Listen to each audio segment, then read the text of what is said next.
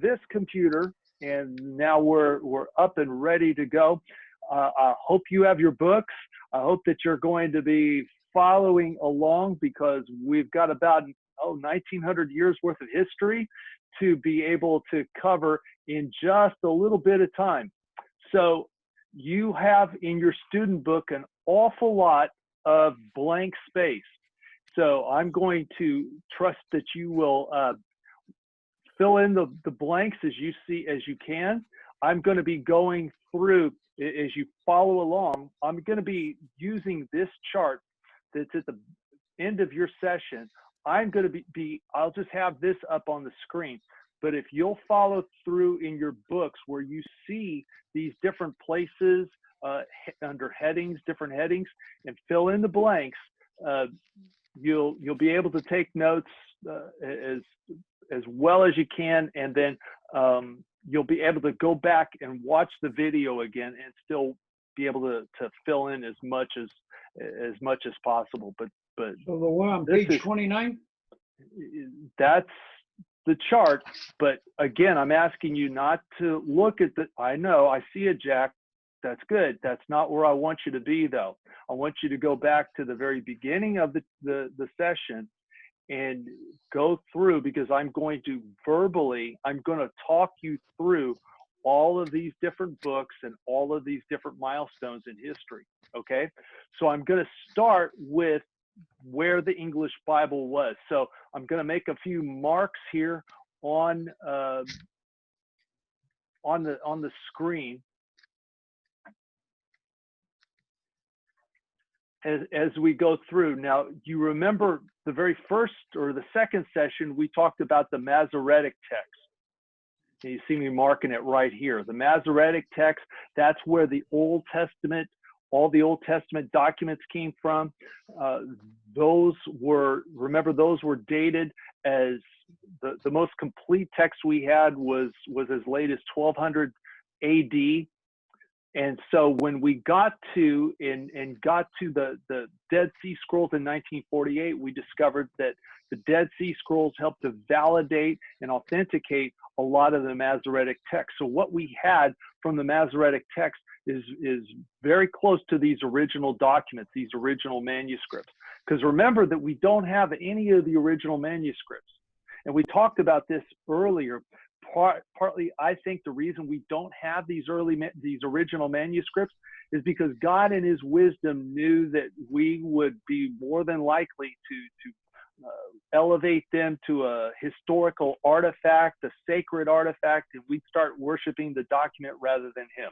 That's just the way that we're bent. So in his providence and in his wisdom, those original documents are gone.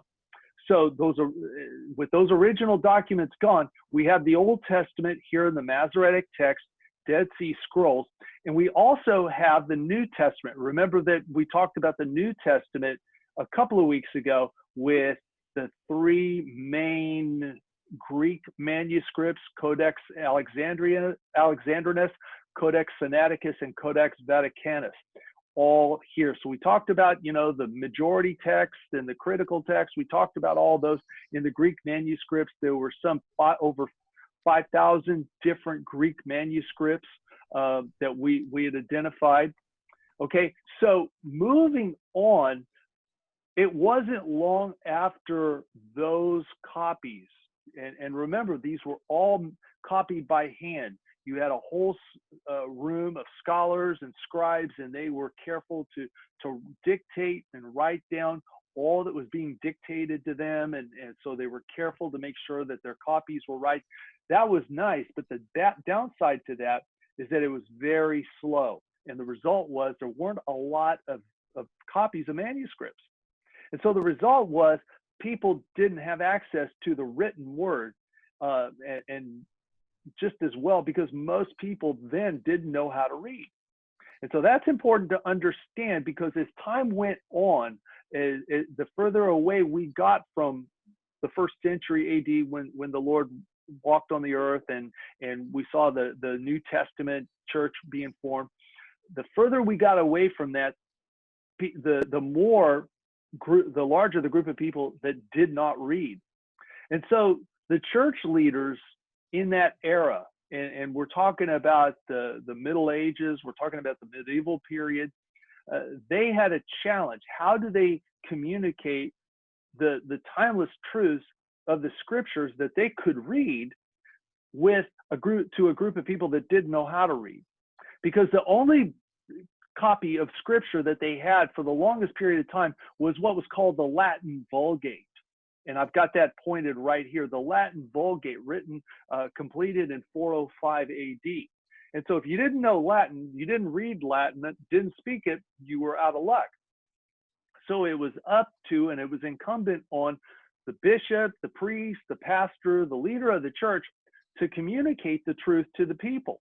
And so one of the ways that they would do that was when they constructed their cathedrals, they put the large murals, they put large paintings, they put stained glass pictures in it, and those were used to describe, those were used to illustrate the Bible stories, the stories out of the scriptures. So the priest, the bishop could point there, they could point to the paintings and say, here's a picture of this, this is what happened, and go and explain the scripture. So people didn't read the Bible, they had no access to the Bible, they were completely dependent upon the priest, the bishop, the pastor, the leader of the church to tell them what the Bible said.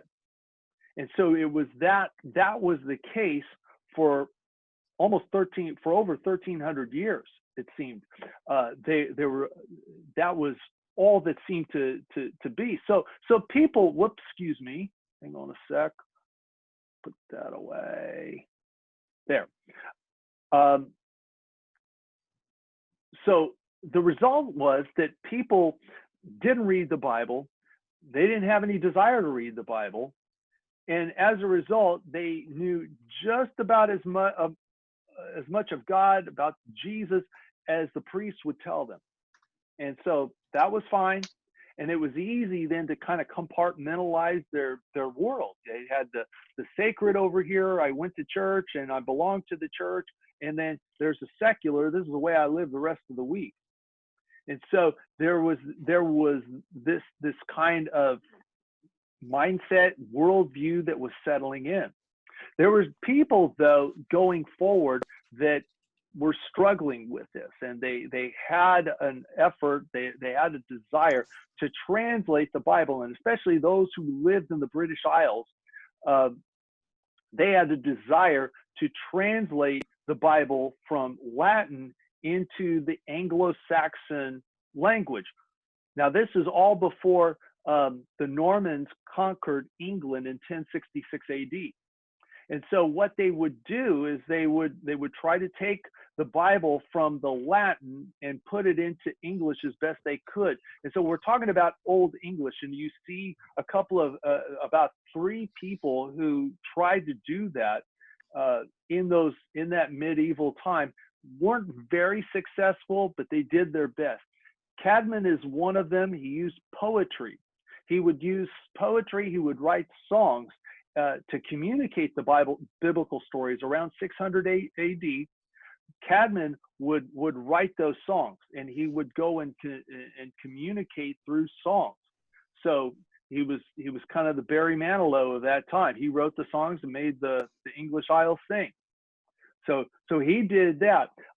Aldhelm, who died around 709 AD, took and translated portions of Psalms. He took the model prayer. He took the Decalogue, or the 10 Commandments, and he translated those from the Latin into the English. So he had a little bit there.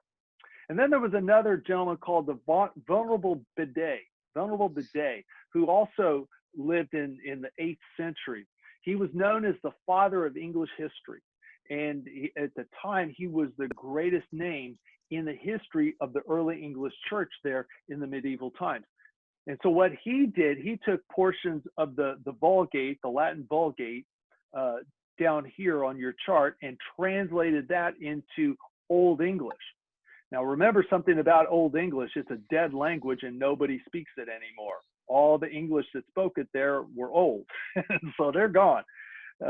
So There's nothing left of his work. All we know is that he lived and that's what he did. Where was his work? We have no idea. So anyway, those three names were key in understanding how the early efforts were to try to translate the Bible from Latin into English.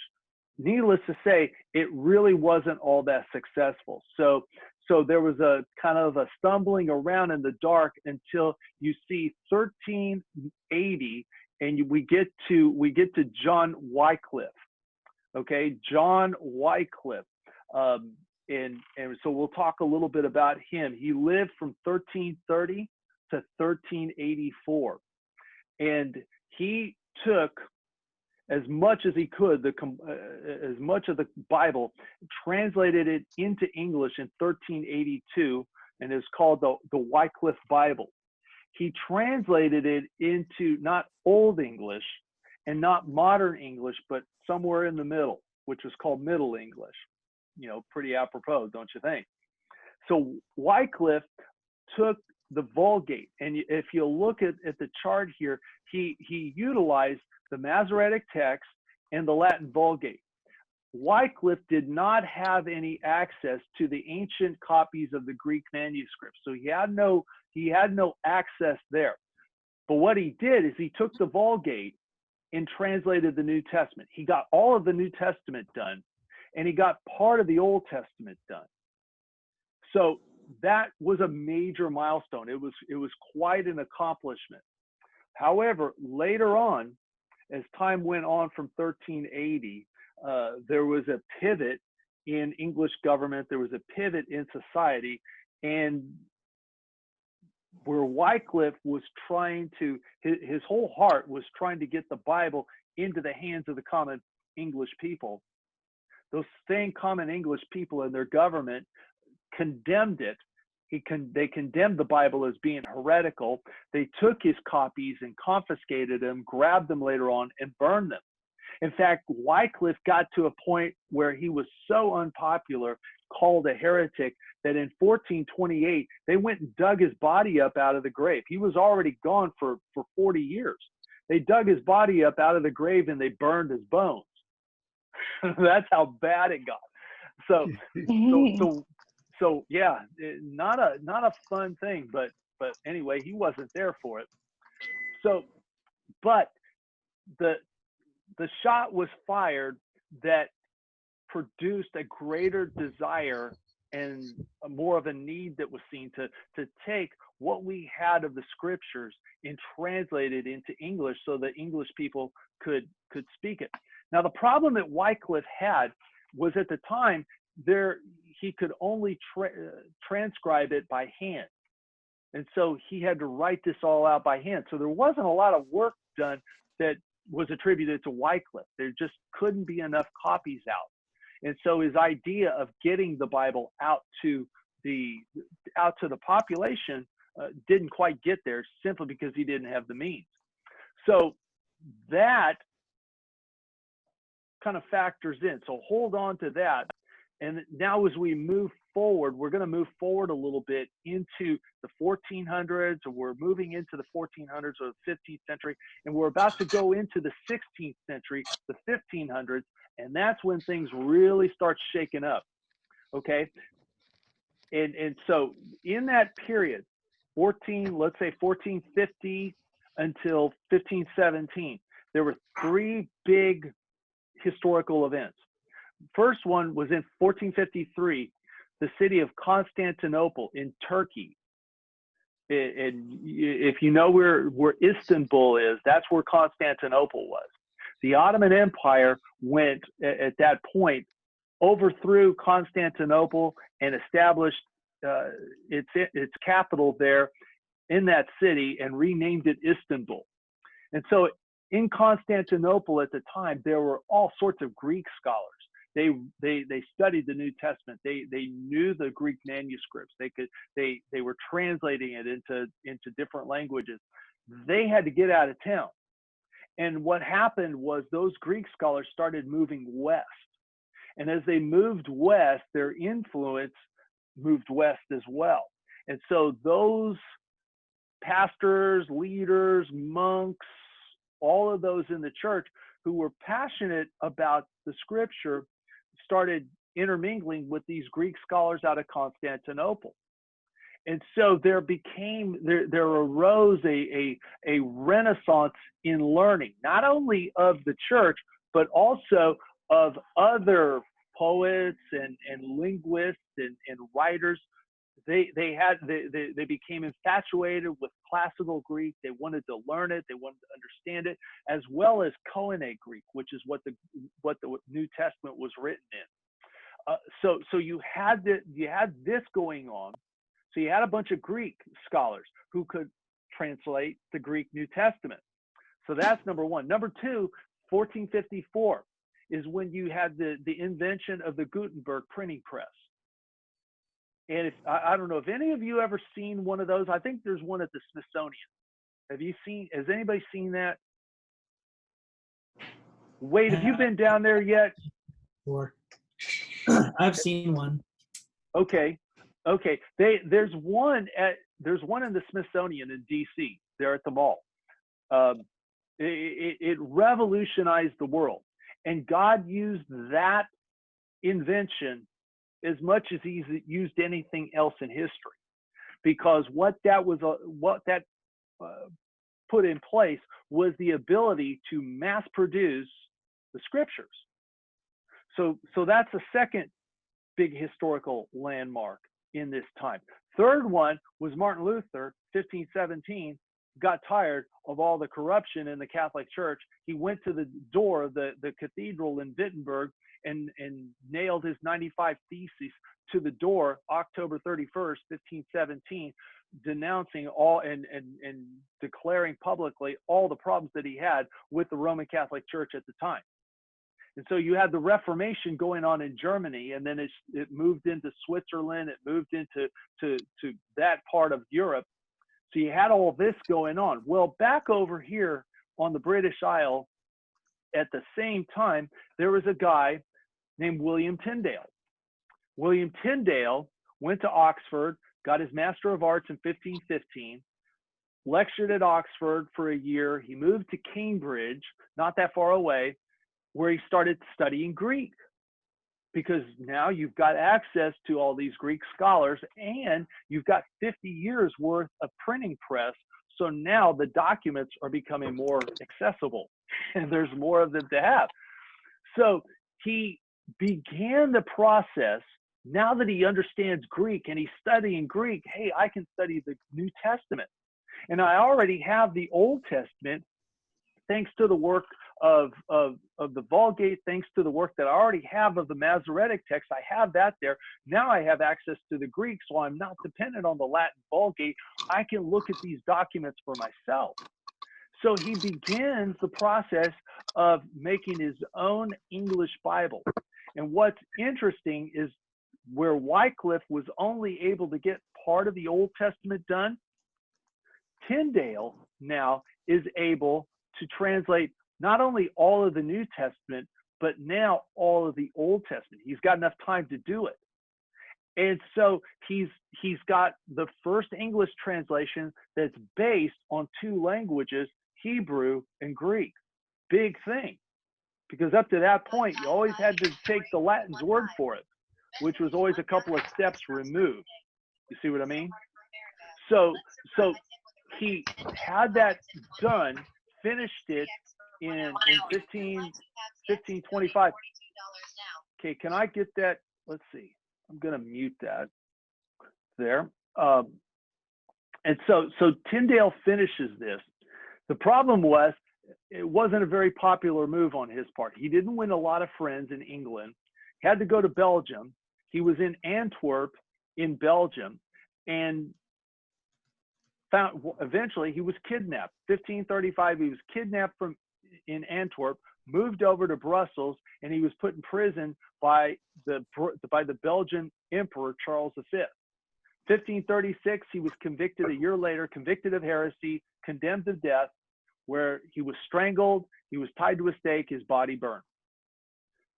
And so what he didn't know, that had happened a year before in 1535 was that the English king, Henry VIII, and you're going to hear about Henry VIII. He's a piece of work.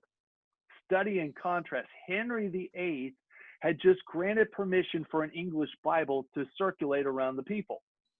And it was the English Bible that was, for the most part, the work of Tyndale. So Tyndale produced that Bible. It was a huge mark here. And Tyndale was of the conviction that this Bible had to get into the hands of the English people in a language that they could understand. And so his work was of such a quality that even when you get way up here to the King James Bible, 1611, a lot of their work referred back to what Tyndale did almost 100 years before. I mean, that's how good a work he had there. Okay, this point, any questions? I know I'm moving pretty fast, but not to worry.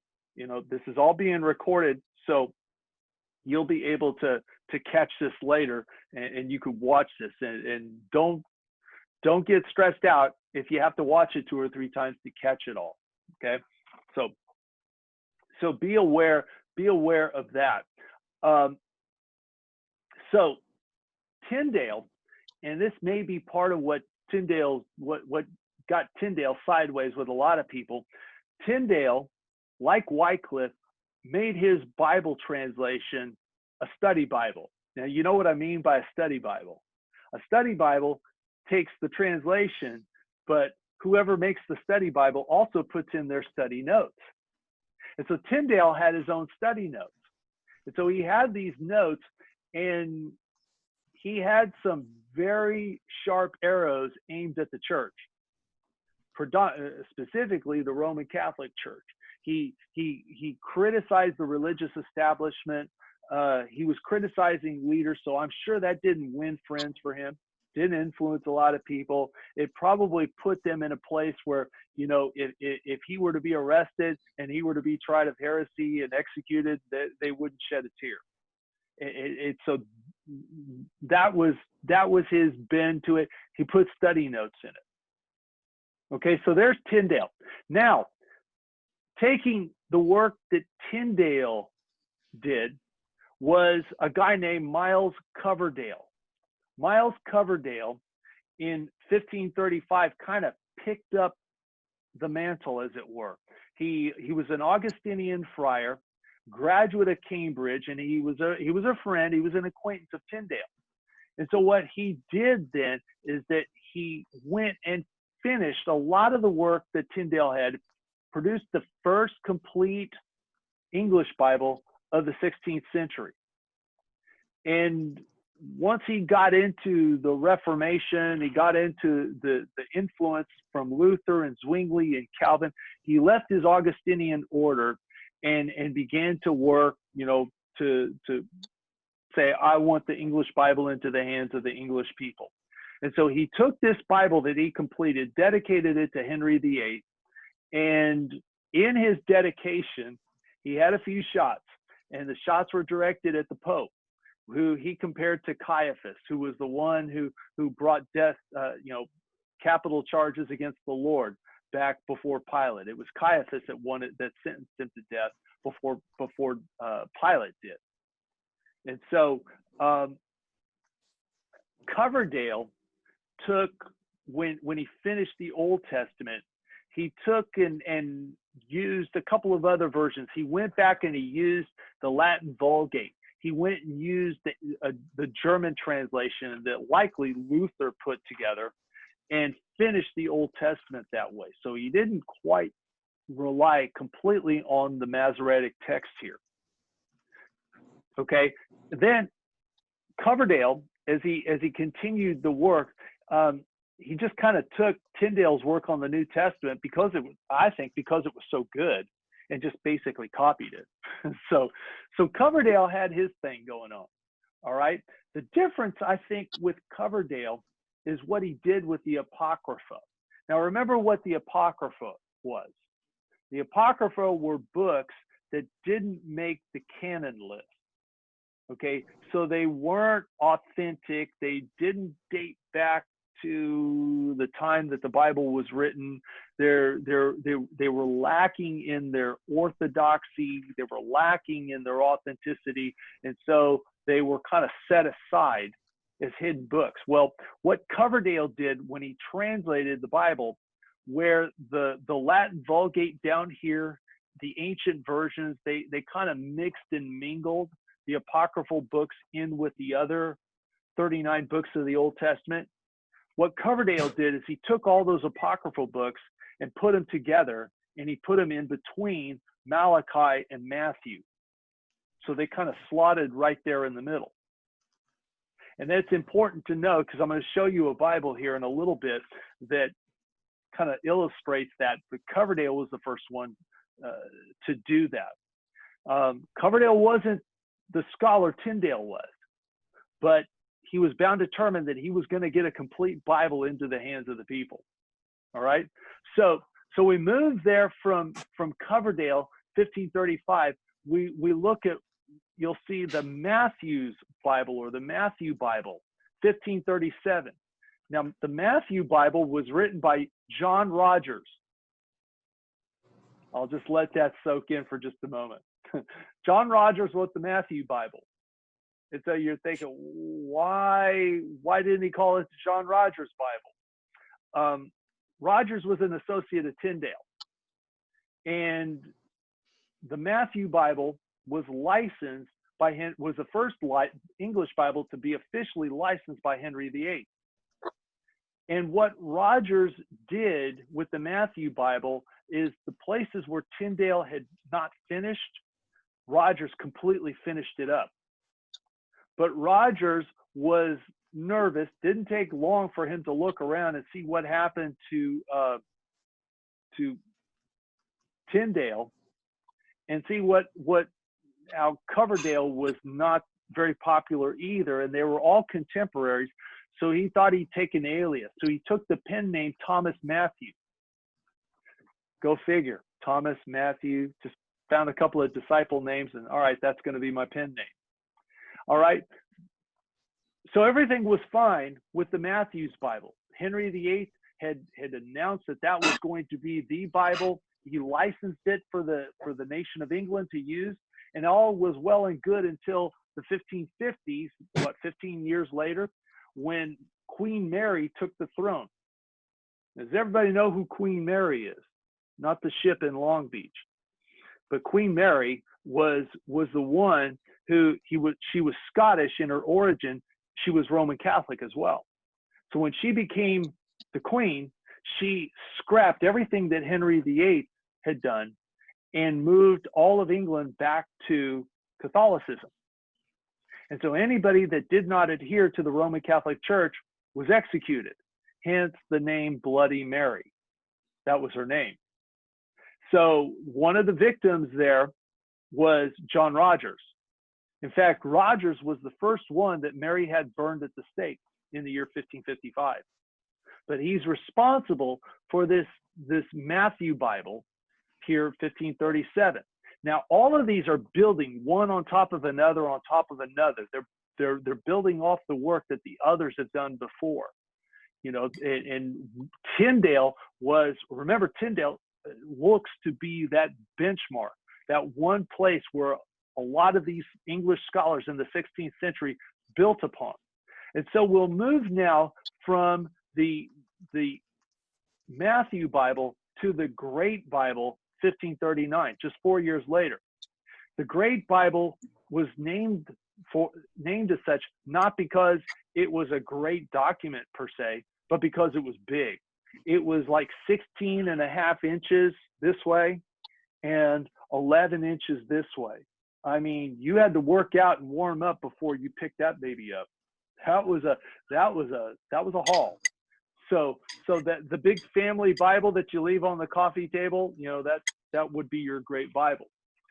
And the Great Bible really was just kind of a revision of the Matthew Bible. It's not so much a new translation, but it was just kind of, you know, let's clean up some of the rough spots in Rogers' Bible we'll use that. And so there were a number of influential English leaders at the time, most notably Henry VIII, Thomas Cromwell, and Archbishop Cranmer. They encouraged that this Bible be picked up and displayed in every church. So they wanted every church in England to have a copy of the Great Bible.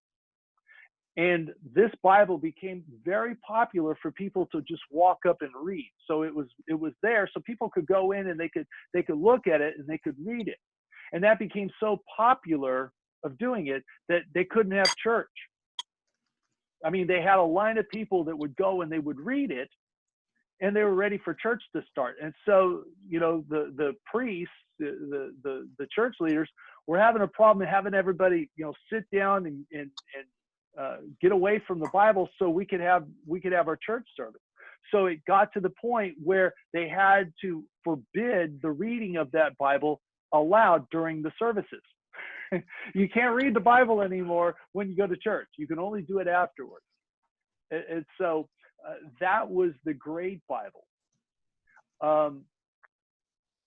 So this Bible was in place, but you can kind of tell that once Mary took the throne, it became problematic. Many of those who used this great Bible, many of the reformers of the church there in England were executed by Bloody Mary. Mary Tudor, if you want to know her name. All right. So now that's the Great Bible. Let's move to this one right here, which is pivotal, the Geneva Bible. The Geneva Bible. Now, how many of you, back up, how many of you have ever been into the Capitol Rotunda in DC? Anybody been there? Looking around? Have you been in there yet, Wade? No. Come on now. You got to find. I have. Let's go, man. You're that close. You got to get in there and take a look. If you go and look around, you'll see a number of huge paintings that are there in the rotunda, and one of them is a picture of the Pilgrims, and they were leaving to go ultimately to the New World. And their pastor, they're there, about ready to embark on this journey. And before they do, they have this time of prayer. And as they do, their pastor is praying with them, and he's got a Bible open.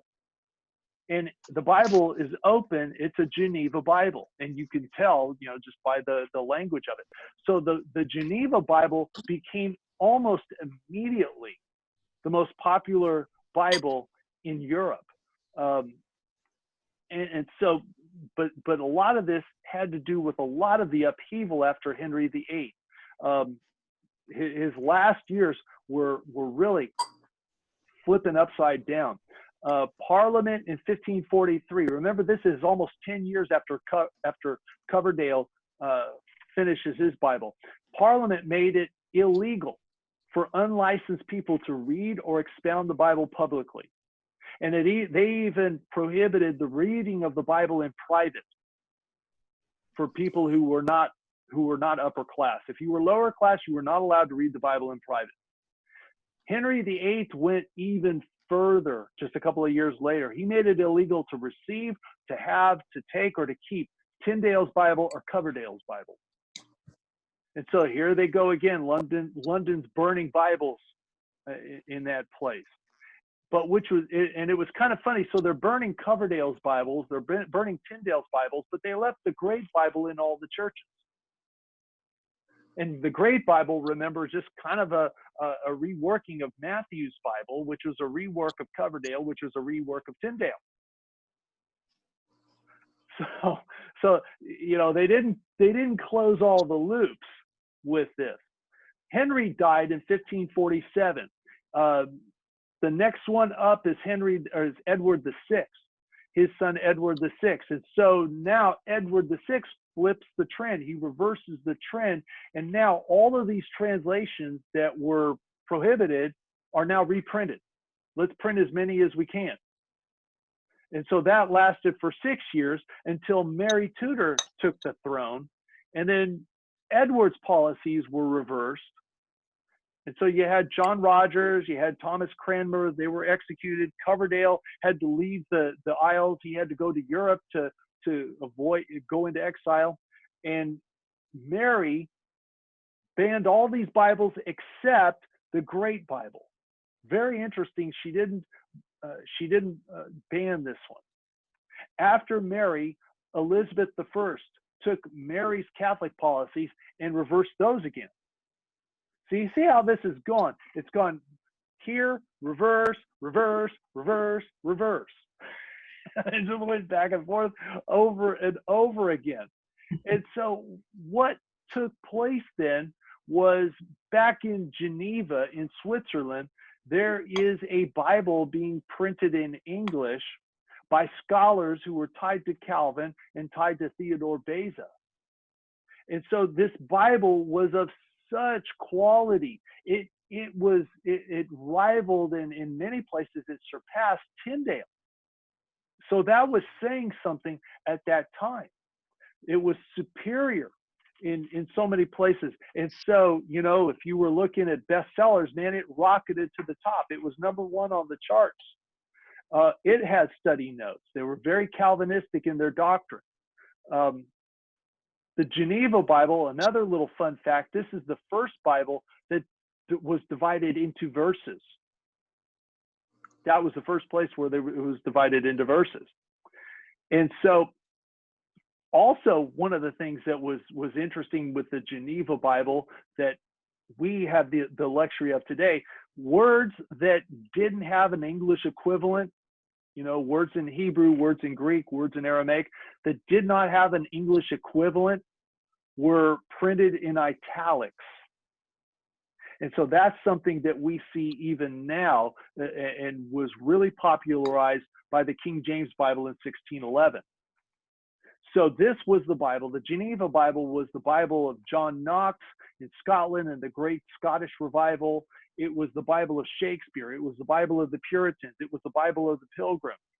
It was also known, another little fun fact, as the Elizabethan Bible. And so when you take the Geneva Bible and you take the Coverdale Bible, now you have the primary groundwork for the next one, the next Bible.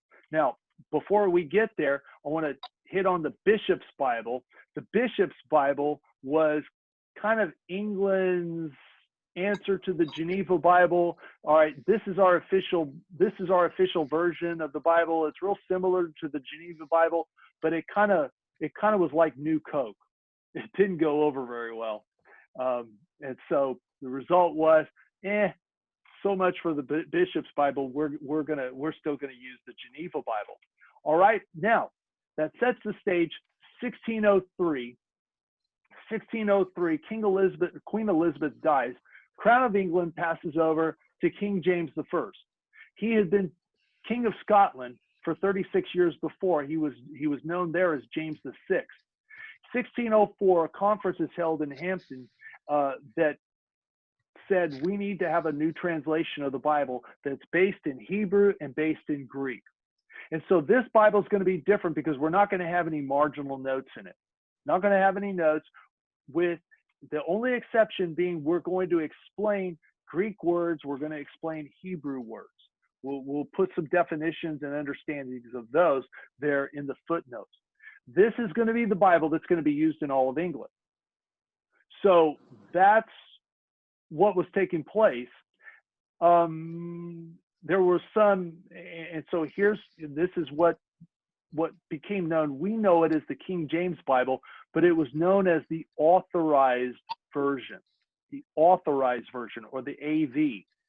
And so England was quick under King James to boot the Bishop's Bible out and make the Authorized Version the official version of the Church of England.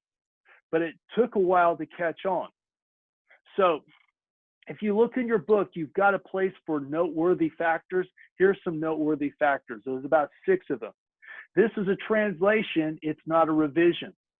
So when you look at our chart, if you look on the screen, you look at the chart, you'll see how closely tied the Bishop's Bible all the way down to Tyndale and all the way down to Tyndale are tied. That's because all of these versions are revisions of sorts of the Tyndale work in 1525. So we get to King James, we get to this in 1611, and it's a complete translation, not a revision. Okay. Another difference about this is that whereas the Tyndale used more of the critical text as a basis in the Greek manuscripts, the King James used the majority text, the Byzantine text. And you don't see that down here, but that's another little fun fact. What was that? All the I'm sorry. What was that? They used the I what said text? he used it was a fun fact. They used the Byzantine text, the Syrian text, rather than some of the others, like the Alexandrian text that I'm pointing to right here. The critical text relies very heavily on Codex Alexandrinus. But the Byzantine text comes out of Syria.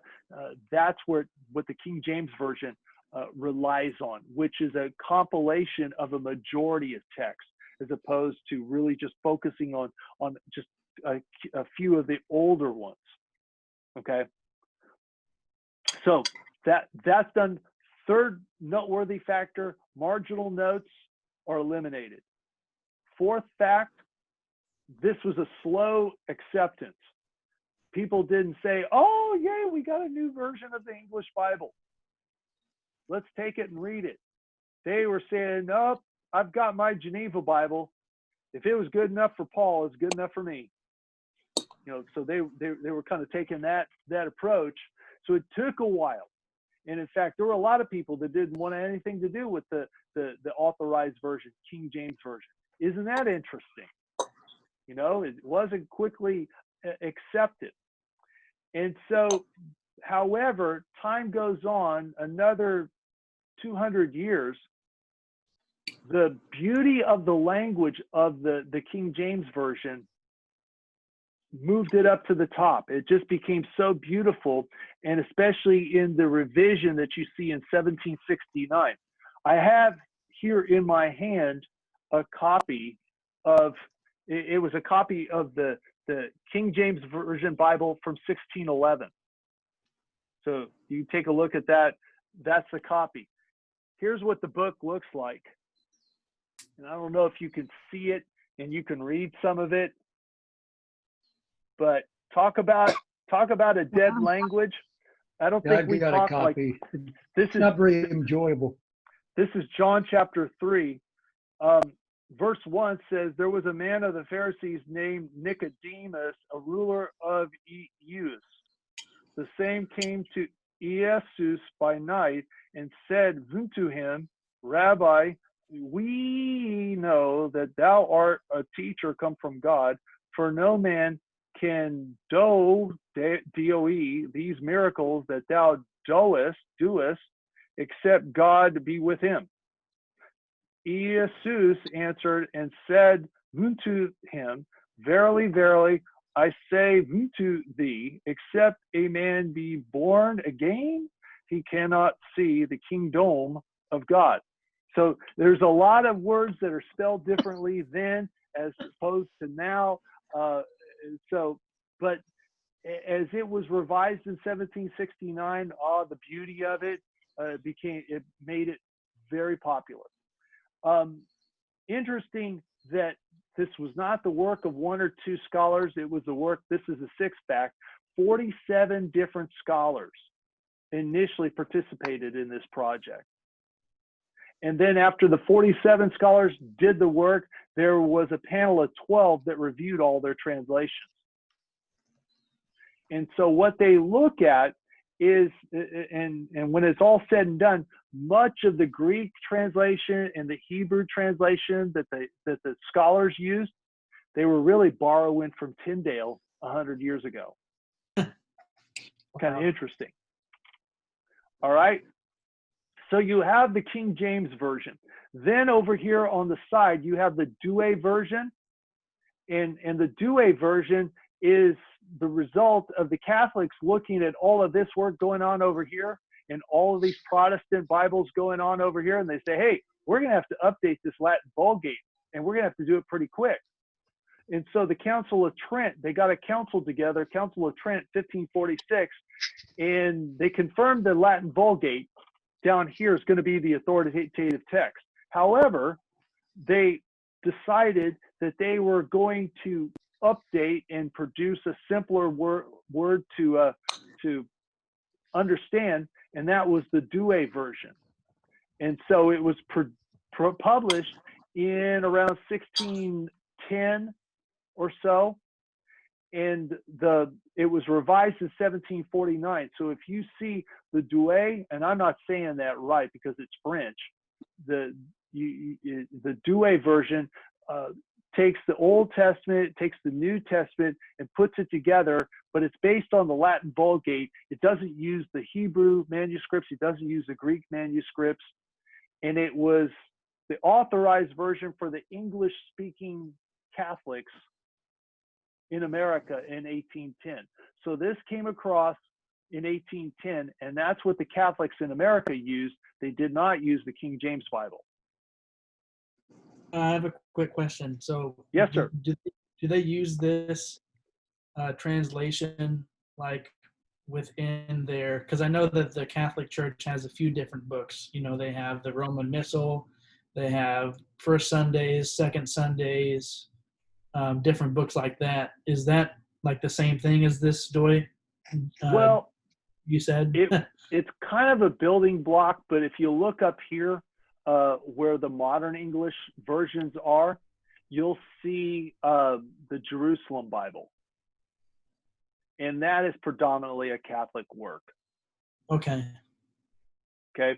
So you'll look at that. Now, to kind of finish this up, you'll see that King James ruled the land, ruled the world, the English world, English-speaking world, until the late 19th century, where you saw the English Revised Version happen in 1881. The American Standard followed after that in 1901. And then as you look at all the modern translations, and so you can kind of see the different places where they came into being, the years that they came in. The Revised Standard Version, RSV, happened in 1952. That was one of the earlier, between 1901, RSV was the next version that was more modern in English.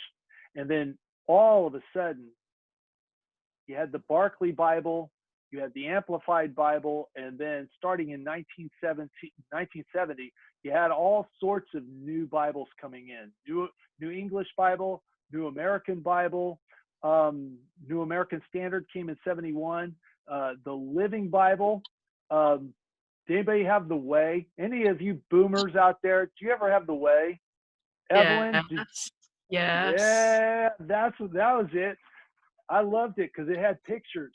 It was my first Bible that had pictures. They were photographs. And I loved it. It was great. And that got me reading the Bible. But it was a paraphrase. It wasn't a translation. There were some in there that, man, it made my eyebrows raise, even as a kid. Then Hey, so a question. Okay. So what if it's paraphrased, that means it's based on what, a previous translation?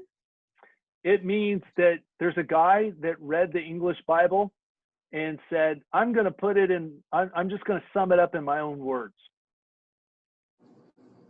Okay, so it didn't really go back to a actual translation. Okay. No, he probably, just took King James and said, I'm going to put it in my own words. And so is that basically eisegesis there? Yeah, you could say it was eisegetic. So the Living Bible was that way. The Good News Bible. Anybody have a Good News for Modern Man? Boomers? Do you have one of those, Evelyn? Too. Yeah. See, I had one of those too. But their pictures weren't all that good because all the people just had circles for heads. You ever notice that? They were almost stick figures. You know, I don't know. Wasn't all that good for me. But actually, this chart has it in 1976. It actually was earlier than that. It was probably about 6 years earlier. It was around 1970 when that took place. And then you'll see the others: New International Version, New King James, New Revised Standard Version, as opposed to the old Revised Standard Version in 1952. You have some others: Contemporary English Version, New Living Translation, English Standard. We'll talk about those next week. The Message, Evelyn, getting back to that, that's another paraphrase. If you've ever read The Message, Eugene Peterson wrote this, and it's an interesting read. Eugene Peterson is a good, godly man. I still love his definition of discipleship. He says discipleship is a long walk with Christ in the same direction, or something like that. It reads like a novel. Yeah, it does Nice. read like a novel. And for somebody that's never read the Bible before, it's not a bad start, to be honest. You know, if you've had zero exposure to the Bible, not a bad place to go, really. So anyway, that is kind of the overview. You see that this was taken from the Thompson Chain Reference Bible. And that's a great tool, by the way. If you don't have one, you're looking for a good tool. Thompson Chain Reference is really, really a fun Bible to read. So you'll see some of the little fun facts over here in the margin. The first Bible printed in the USA was the King James in 1782. First Bible brought to America was the Geneva Bible. We talked about that. The most widely sold Bibles in America right now are NIV. That one is that's the most popular, still the most popular, but there's some others that are catching up. So we'll talk about those. I believe the Holman's pretty popular too. Well, it's already been revised. Holman is now been revised. If you see the Christian Standard Bible, that's the revision of the Holman Christian Standard Bible. So anyway, even that's that was a fairly significant revision too. But didn't the Baptist Church adapt that one, the Holman Christian Standard? No, it was put out by Baptist scholars. It was put out by a Baptist publisher, Broadman Holman. It was called Broadman Holman for years and years, and then it shortened their name to B&H, and now it's just Broadman, I think. I can't remember exactly, but anyway, yeah, it's not the official Baptist Bible, if you're wondering about that. No. Because I like it, it's fine, but I still preach out of New King James, so there. I think it's in some of the Sunday school materials too, isn't it? Yeah, you'll find it there. You'll find it there, Yeah, because the publisher is a branch of Lifeway, right? so they kind of work hand in hand. So there you go. So with that, let me push stop.